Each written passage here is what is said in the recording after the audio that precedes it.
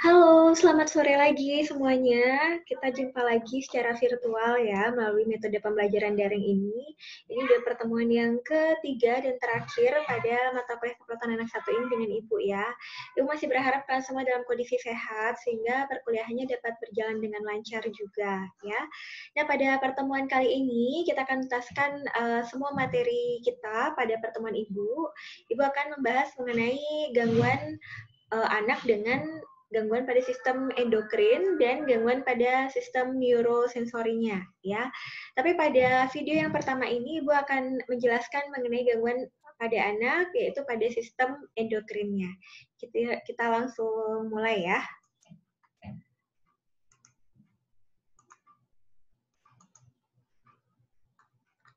Oke, ini dia materi Ibu tentang gangguan pada sistem endokrin pada anak ya.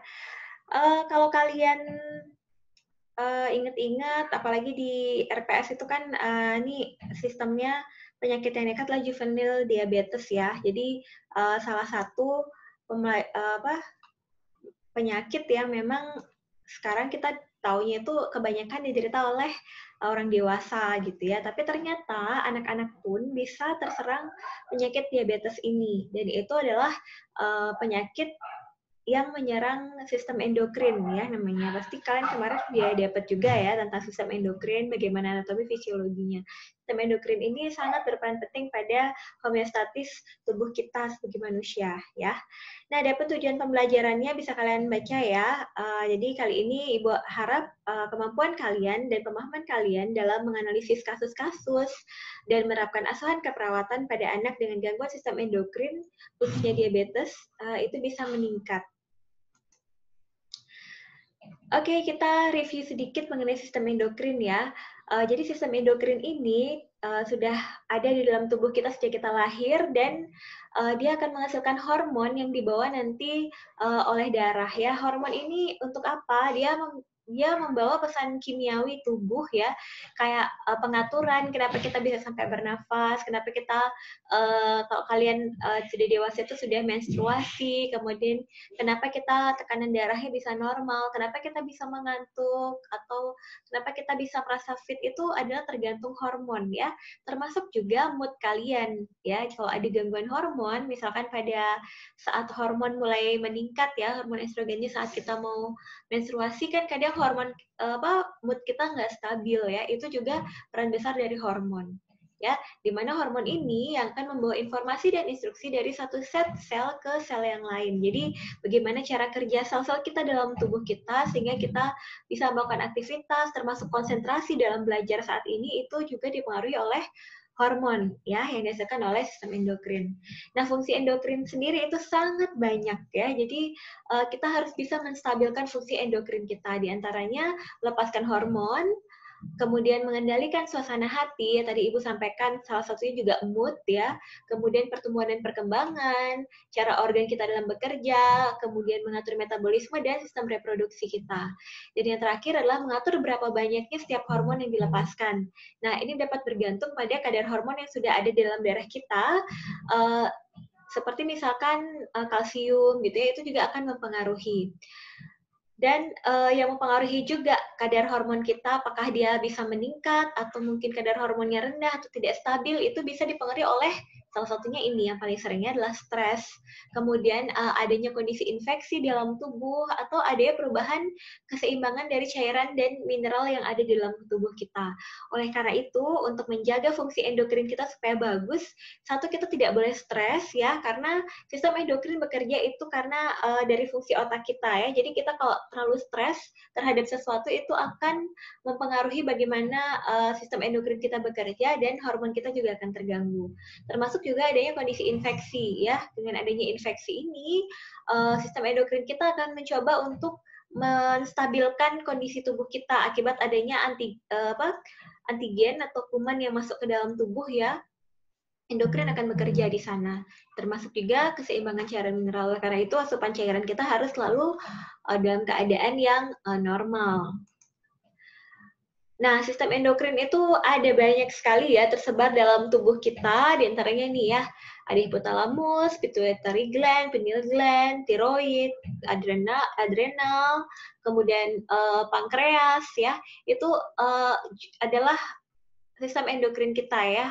Jadi bisa kalian lihat ya, dia bentuk dan ukurannya itu sangat kecil dan hormon yang dihasilkan juga jumlahnya harus stabil ya. Itu kelebihannya di endokrin, dia nggak perlu banyak hormon yang dihasilkan, tapi harus pada jumlah yang stabil dan pas gitu.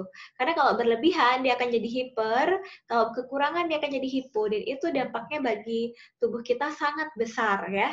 Jadi magic sekali untuk fungsi endokrin ini. Oke, kita bahas sedikit satu-satu. Di antaranya ada hipotalamus ya, sistem endokrin kita, kemudian ada pineal body dan pituitary gland. Ini yang paling besar Ibu tulis karena dia kita sebut dengan master of gland atau kelenjar utama. Karena kenapa? Karena dia memiliki fungsi yang sangat banyak di dalam tubuh kita. Ya, dari hipotalamus dulu ya, ini kelenjarnya ada di otak dan dia yang mengatur pelepasan hormon-hormon di kelenjar hipofisis. Sehingga dia punya peran yang besar juga nih hipotalamus, diantaranya untuk keseimbangan air, kemudian untuk tidur ya, istirahat kita, kemudian suhu tubuh. Makanya kalau ada infeksi itu biasanya kan kita ada demam. Nah, yang mengatur demam kita itu adalah di hipotalamus ya. Termostat kita di hipotalamus lah yang mengatur reaksi kita terhadap adanya kondisi infeksi tadi. Jadi hipotalamus ini yang memberikan alarm kepada kita bahwa kita saat ini sedang terserang infeksi. So kita akan diadaptasi dengan cara meningkatkan suhu tubuh. Kemudian termasuk juga nafsu makan ya, nafsu makan yang besar atau rendah itu tergantung pada kelenjar ini hipotalamus. Kemudian tekanan darah juga diatur oleh hipotalamus. Dan antara kelenjar satu dengan yang lain pada sistem endokrin ini biasanya juga saling terkait gitu ya. Jadi ada kaitannya antara satu dengan yang lain. Seperti misalkan tekanan darah tidak hanya hipotalamus yang berperan, dan juga kelenjar adrenal yang berperan di sana. Kemudian pineal body atau tubuh pinus ya juga ada di otak. Ini menghasilkan siklus tidur tuh. Jadi tidur itu tidak hanya hipotalamus, tapi pineal body juga memiliki andil di sana dan berperan juga pada masa pubertas. Lalu ini dia master of gland atau kita kenal dengan kelenjar pituitary ya, pituitary gland. Dia ukurannya sangat kecil, di mana letaknya? Nih, pituitary gland. Letaknya sangat kecil, ukuran kacang, tapi punya efek yang sangat besar karena dia mengontrol fungsi kelenjar endokrin yang lain. Di antaranya, ini khusus ya, satu slide-nya untuk pituitary gland, di antaranya adalah growth hormone atau hormon pertumbuhan. Dia yang menstimulasi apakah kita tumbuhnya bisa lebih tinggi atau lebih rendah, atau lebih pendek, bukan lebih rendah ya, lebih pendek ya. Jadi growth hormonnya itu salah satunya diatur oleh pituitary gland ya. Kemudian dia berperan juga pada body's handling of nutrients and minerals. Jadi bagaimana cara tubuh untuk mengatur nutrisi dan mineral di dalam tubuh juga diatur oleh pituitary gland. Karena growth hormone, tentunya hormon pertumbuhan ini dia memerlukan nutrisi dan mineral yang cukup supaya tubuh kita bisa tumbuh dengan optimal. Kemudian prolaktin ya terkait dengan produksi ASI gitu ya pada wanita itu juga dipengaruhi oleh pituitary gland. Kemudian tirotropin yang bisa menstimulasi kelenjar tiroid untuk menghasilkan hormon tiroid ya. Hormon tiroid ini salah satunya fungsinya untuk daya tahan tubuh ya, imunitas. Kemudian kortikotropin yang menstimulasi kelenjar adrenal untuk menghasilkan hormon tertentu. Salah satunya adalah untuk menstabilkan tekanan darah. Kemudian ada antidiuretik hormon, ini juga ya untuk membantu mengontrol keseimbangan cairan yang berpengaruh pada ginjal ya. Antidiuretik ini juga berpengaruh pada tekanan darah karena tekanan darah itu juga bergantung pada volume cairan yang juga ada di tubuh kita. Jadi keseimbangan cairan juga sangat berpengaruh. Lalu yang terakhir adalah oksitosin. Ya, oksitosin ini juga kita tahu dia berperan pada saat kontraksi saat persalinan ya. Ini pituitary gland lah yang punya andil di sana. Jadi banyak sekali yang dia atur di dalam tubuh kita ya. Kemudian hormon lainnya ada tiroid dan paratiroid ya, letaknya di sini, di leher sini ya. Kadang ada yang kayak gendongan gitu ya, itu hormon paratiroidnya yang kena ya. Jadi mengontrol keseimbangan kalsium dan fosfor. Jadi dia lebih ke metabolisme tubuh. Kemudian ada kelenjar timus, dia berada di bagian dada ya, daerah sini. Itu dia membuat sel darah putih atau disebut dengan sel T. Ya, sel-sel ini yang akan melawan infeksi dan menghancurkan sel-sel abnormal. Jadi inilah yang sekarang sedang berjuang untuk melawan COVID ya, kelenjar timus kita, karena dia yang menghasilkan sel darah putih untuk menghancurkan sel-sel abnormal yang masuk ke dalam tubuh kita. Kemudian kelenjar adrenal mana ya? Ini tuh kelenjar adrenal ini ya. Kelenjar adrenal ada di atas ginjal.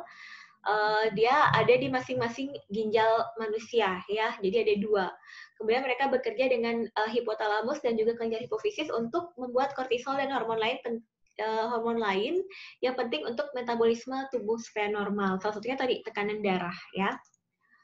Kemudian, nah ini pankreas saya warnakan beda, warna kuning, karena inilah yang akan lebih banyak kita bahas ya. Jadi sekarang banyak penyakit yang muncul karena adanya gangguan di kelenjar pankreas ini. Pankreas itu di mana letaknya? Letaknya di belakang lambung ya, belakang lambung. Nah di sini dia membuat hormon untuk pencernaan dan metabolisme, dan dia termasuk menghasilkan juga hormon insulin ya. Insulin ini kita tahu dia fungsinya untuk mengatur kadar gula darah. Jadi insulin itu harus jumlahnya juga normal supaya bisa beroperasi atau melakukan fungsinya untuk mengantarkan glukosa darah kita sampai ke sel. Itu fungsi dari insulin. Jadi kayak sekarang kita lagi COVID, terus lagi di rumah aja, tapi kita kan perlu makan ya. Sel kita juga perlu makan, dia makanannya adalah salah satunya glukosa. Nah, insulin inilah yang berfungsi sebagai GoFood-nya, makanan itu supaya sampai ke rumah kalian masing-masing sehingga semuanya bisa makan. Jadi, sel juga perlu GoFood, yaitu GoFood-nya namanya insulin untuk mengantarkan makanan supaya sampai ke sel. Jadi, sel punya glukosa untuk dia menghasilkan ATP ya, menghasilkan ATP itu artinya menghasilkan energi, kemudian selnya dapat tumbuh dengan baik, itu dia fungsinya insulin. Dan inilah yang akan kita bahas nanti pada penyakit yang menyerang pankreas ya. Kemudian ada juga kelenjar ovaris, ini pada wanita ya untuk sistem reproduksi, menghasilkan sel telur, kemudian testis untuk menghasilkan sperma ya pada masa pubertas. Oke, kita sebelum masuk ke diabetes, di sini ada beberapa kelainan pada sistem endokrin pada anak yang Ibu sebutkan. Sebenarnya banyak ya, karena tadi kelenjar atau sistem endokrin itu kan banyak kelenjar-kelenjarnya, dan itu jika satu saja ada masalah, dia akan menimbulkan suatu gangguan fungsi pada tubuh kita ya. Jadi, kalau diabetes kita tahu dia menyerangnya pada pankreas, kemudian bisa hipotiroidisme, artinya hormon tiroidnya rendah, kemudian ini hipertiroidisme, kemudian akromegali, Cushing syndrome, pubertas yang terlambat, penyakit Graves, dan masih banyak yang lain ya, ada gigantisme juga, ada kretinisme, kemudian ada gangguan sistem endokrin yang lain yang bisa kalian searching di Google kalau mau tahu lagi yang lebih banyak ya, tapi di antara yang semua gangguan ini yang paling banyak adalah diabetes. Oke, diabetes ini sendiri yaitu gangguan pada pankreas ya, dan gangguan pada fungsi produksi hormon insulinnya. Itu ada 2, di antaranya ada diabetes tipe 1 dan diabetes tipe 2. Nah, yang paling sering terjadi pada anak-anak adalah diabetes tipe 1 atau kita kenal dengan juvenile diabetes, atau disingkat singkatan yang paling sering dikatakan adalah IDDM, yaitu Insulin Dependent Diabetes Mellitus ya. Atau diabetes tipe 2 atau dikenal dengan NIDDM atau non-insulin dependent diabetes mellitus. Jadi ini insulin dependent itu artinya dia tergantung dengan insulin dari sejak awal sampai seumur hidup. Tapi kalau diabetes tipe 2 dia tidak non insulin dependent. Jadi dia tidak bergantung pada insulin ya. Jadi diabetes tipe 1 pada anak ini justru yang lebih kronis ya, karena dia seumur hidup dia sangat tergantung dengan diabetes. Sedangkan pada DM tipe 2 biasanya dilihat pada kondisinya, bisa saja pada kondisi yang stabil, kemudian insulinnya masih bisa berproduksi, dia tidak perlu harus dengan insulin gitu ya, tidak perlu asupan insulin dari luar. Nah ini untuk definisinya ya, pada juvenile diabetes atau IDDM itu adalah suatu kondisi di mana tubuh salah mengira pankreasnya mengandung sel kuman asing atau musuh, sehingga tubuh si anak ini mencoba untuk membunuh sel-sel asing atau hormon insulin ini, atau membunuh pankreasnya supaya tidak memproduksi supaya tidak memproduksi hormon insulin melalui aksi sistem kekebalan tubuh. Ya, aksi kekebalan tubuh kita itu seperti antigen antibodi, ya, seperti reaksi antigen antibodi. Dia menyerang sel pankreas, kemudian dihancurkan. Lalu kondisi inilah yang mengembangkan kondisi diabetes mellitus tipe 1, ya. Biasanya ini sangat terlihat tidak ada produksi insulin bahkan sampai pada anak, ya. Selain rendah tapi juga tidak ada produksi insulin, karena itu dia akan jadi IDDM atau insulin dependent. Jadi dia akan tergantung sekali dengan insulin dari luar supaya tubuhnya bisa beraktivitas seperti biasa. Nah, kalau DM tipe 2, inilah kondisi ketidakmampuan pankreas untuk produksi insulin. Jadi pankreasnya yang menurun fungsinya. Jadi tidak ada anggapan bahwa pankreas itu adalah kuman asing oleh tubuh, gitu ya. Jadi produksi insulinnya yang tidak adekuat akibat penurunan fungsi pankreas tadi. Dan kondisi DM tipe 2 ini sering dikaitkan dengan kejadian obesitas atau riwayat keluarga diabetes atau anak dengan lahir dengan ukuran besar saat kehamilan, ya, atau ibunya menderita gestasional diabetes atau diabetes yang diderita saat ibu hamil. Itu ya. Jadi yang paling sering sekarang itu dialami oleh anak dengan DM tipe 2 ini ya akibat dari obesitas. Jadi berdasarkan penelitian, meningkatnya angka obesitas pada anak itu sejalan dengan meningkatnya kasus DM tipe 2. Jadi dikorelasikan kemungkinan besar obesitas DM tipe 2 pada anak ini karena tingginya angka obesitas pada anak. Jadi hati-hati kalau kalian punya adik atau keponakan yang mengalami obesitas, hati-hati ya, karena jatuhnya nanti dia akan ke penyakit kronis yaitu diabetes mellitus tipe 2. Kemudian prevalensinya bagaimana ya? Ini prevalensinya cukup banyak ya. Di dunia sendiri itu sudah meningkat dari tahun 2001 sampai 2009, sudah meningkat sebanyak 21% diabetes yang dialami oleh anak remaja, ya, anak remaja saja ini. Kemudian DM tipe 1 juga disarankan meningkat dari 2002 sampai 2012 ya, selama 10 tahun terakhir.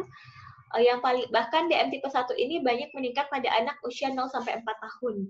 Dan menurut data di Indonesia pada tahun 2018 tercatat ada 1.220 kasus DM tipe 1 di Indonesia yang terdetek, ya, mungkin di rumah sakit daerah Jakarta, jadi itu yang terdeteksi.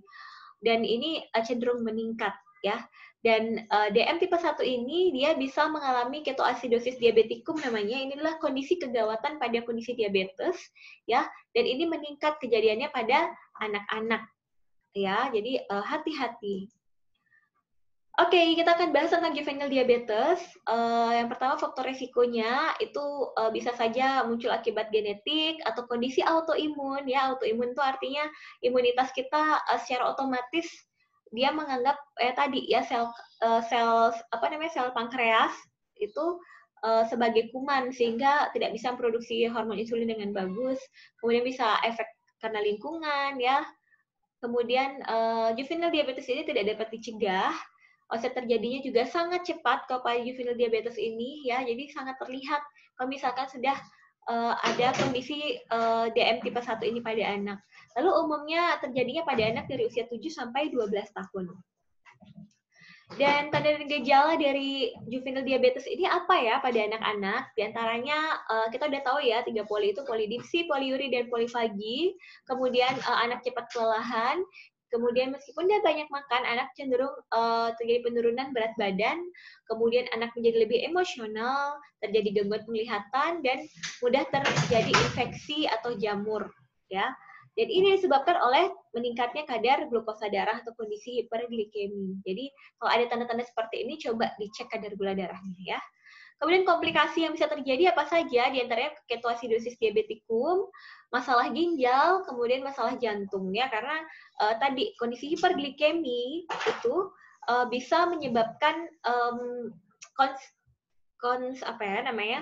viskositas, baru ingat Ibu ya. Jadi menyebabkan viskositas atau kekentalan darah kita menjadi lebih kental, ya, meningkat viskositasnya sehingga perfusi oksigen itu tidak akan adekuat ya dari perfusi transport glukosanya menurun ke sel, sehingga sel-sel di ginjal dan jantung juga menurun dapat glukosanya, kemudian perfusi oksigennya juga menurun. Ini akan mengakibatkan dampaknya pada ginjal dan juga jantung ya. Kemudian ketoasidosis diabetikum juga bisa terjadi ya. Ini adalah kondisi kegawatan pada diabetes. Jadi ciri-cirinya pasiennya mulai sesak ya, kemudian nafasnya bau aseton ya. Ini terjadi gangguan metabolisme, terutama terjadi asidosis metabolik pada pasien. Pemeriksaan apa saja yang bisa dilakukan pada anak yang dicurigai dengan DM tipe 1? Anamnesa riwayat tentunya, tadi terkait keluhan-keluhannya, lalu cek kadar glukosa darahnya si anak, kemudian pemeriksaan darah ya, bukan darah, pemeriksaan darah, untuk mengecek imunitasnya tadi ya, apakah terbentuk antibodi yang mencurigai bahwa si pankreas ini adalah benda asing gitu ya, atau kuman asing yang masuk. Kemudian pemeriksaan fungsi ginjal jika diabetes ini dicurigai sudah mempengaruhi fungsi ginjal ya, jika terjadi penurunan fungsi ginjal. Kemudian pada pelaksanaannya apa saja? Sorry Ibu belum ganti ini ya, ini ISPA salah ya. Jadi yang kita cek adalah riwayat kesehatannya dan keluhannya pasien. Inspeksinya pasien mungkin tampak kelelahan, jadi secara fisik inspeksi palpasi perkusi dan auskultasi itu tidak terlihat jelas ya, karena dia responnya tadi hanya polifagi, polidipsi gitu ya, pasien tampak kelelahan sering gitu. Kelelahan yang berlangsung lama pada anak itu kan tidak wajar ya, itu yang perlu kita curigai. Jadi kita akan cek BF atau blood sugar dan pemeriksaan darah. Lalu penataksanya gimana? Kita bisa melakukan cek gula darah secara rutin 4-6 kali sehari. Ya, jadi pada anak dengan juvenile diabetes ini justru dia diharapkan sudah bisa mengecek gula darahnya sendiri ya di rumah. Itu ya kalau anak kecil bisa orang tuanya gitu. Jadi harus bisa mandiri untuk mengecek kadar gula darah secara rutin. Kemudian atur pola makan dan menu makan secara teratur untuk mencegah terjadinya hipoglikemia ya. Jadi dapat insulin tapi makannya tidak teratur atau kurang, yang ditakutkan adalah kondisi hipoglikemia yang justru lebih menakutkan lagi ya. Kondisi hipoglikemia artinya glukosa di dalam darahnya tuh udah nggak ada glukosa, jadi di darah aja nggak ada glukosa, apalagi di sel ya. Kondisi itu yang justru jauh lebih berbahaya. Kemudian kolaborasi pemberian insulin injection secara rutin ya, kita harus melakukan edukasi itu pada anak. Jadi penting orang tua untuk diedukasi dulu, kemudian orang tua membantu untuk melakukan edukasi juga pada anak, supaya anak memahami bahwa pemberian insulin injection ini yang dia harus disuntik setiap hari itu adalah cara dia untuk bisa bertahan hidup, supaya dia bisa bermain, belajar, dan melakukan aktivitasnya seperti anak normal lainnya gitu ya. Jadi sangat penting edukasi itu kepada anak. Anak terutama pada usia sekolah dia kan sudah mulai bisa memahami ya, sudah ada kemampuan analisis, jadi orang tua diharapkan mampu memberikan edukasi ini pada anak. Dan ini adalah key point-nya ya, atau kunci dari berlangsungnya perawatan dan penanganan atau penata laksanaan dari juvenile diabetes ini supaya anak bisa bertahan dengan bagus. Kemudian edukasi orang tua terkait perawatan anak, kemudian atur pola aktivitas dan olahraga anak. Jadi bukan berarti pada kondisi sakit anak tidak boleh beraktivitas. Justru dia kita anjurkan untuk melakukan aktivitas seperti olahraga ya. Contohnya olahraga aerobik, berenang itu boleh ya, asalkan tidak berat, selama minimal 60 menit per hari untuk menjaga keseimbangan tubuhnya si anak ya. Kemudian masalah keperawatan apa saja yang bisa muncul diantaranya ketidakseimbangan nutrisi, kurang dari kebutuhan tubuh karena dia cenderung terjadi penurunan berat badan.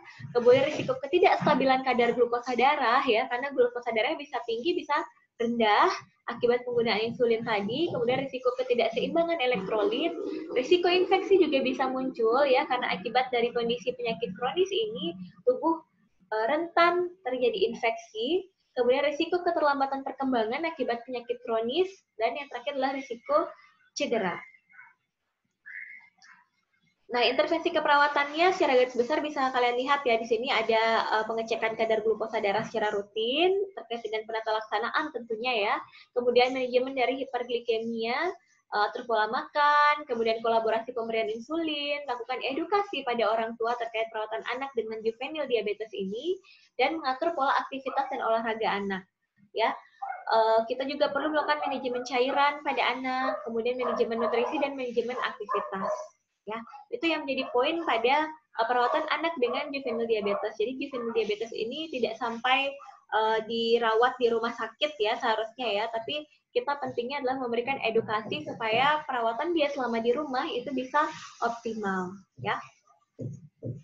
Oke, terima kasih untuk materi yang pertama di pertemuan kita kali ini. Ibu sudah selesai. Kita akan lanjut ke materi yang kedua untuk perawatan pada anak dengan gangguan pada sistem neuro ya. Ada meningitis, kemudian hidrosefalus dan kejang ya. Kita ketemu di slide yang selanjutnya. Bye.